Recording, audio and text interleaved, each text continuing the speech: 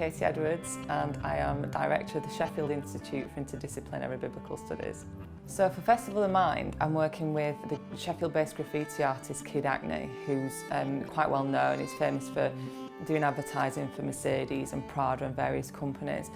And we're working together on a project where we're looking at how the Bible's used in contemporary popular culture, and particularly in street art, which is his medium.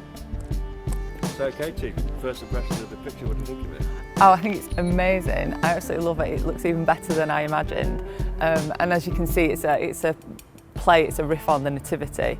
So Kid Acne's talking about the three wise men, and as we've been discussing it, along with as the project's gone on, he wanted to connect the birth of Christianity with the birth of hip-hop. And so he's trying to suggest that hip-hop becomes like a religion, particularly for teenagers who it becomes part of their identity. So it's the clothing, it's the sounds that they listen to, everything. And so really that's what he's saying. And he's using this image because it grabs everyone, and most people can recognise it and see immediately what it is and what message it's trying to communicate. My research focuses on the use of the Bible in contemporary culture, and all my research really focuses mainly on visual imagery.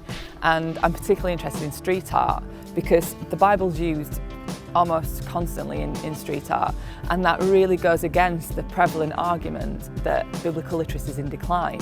And I think that's because mainly it's been used in places like here where you wouldn't necessarily expect to see the Bible being used. And it also says something about biblical literacy because frequently we get these reports every Christmas, every Easter, that kids don't know anything about biblical literacy. You've got MPs debating it in Parliament, we've got complaining about RE teachers that they don't have any biblical literacy. Kids don't know about the Nativity, they don't do it in school anymore. And yet, as Kid Acne's been putting this up, kids have been walking down the street and right from the beginning, they recognise that it was a riff on the Nativity. So I think it says something about not just biblical literacy, but also the use of the Bible outside of perhaps the places that you might expect to find it. Biblical studies is quite an unusual subject, it seems. Now it's perfectly standard for me, obviously it's my job, but quite often if I meet someone new or I go to a party and they say, "What do you do?" and I say, "I'm a lecturer in biblical studies," there's quite a dramatic response. It's often the easiest way of getting rid of somebody that you don't want to speak to.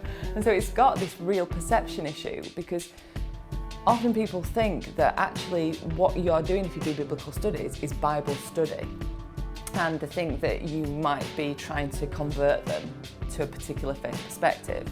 And biblical studies isn't about that at all. Biblical studies is really about looking at the most influential cultural document we have and looking at how it affects us, how it affects social identities, the history of it, the use of it, the influence, the impact of it.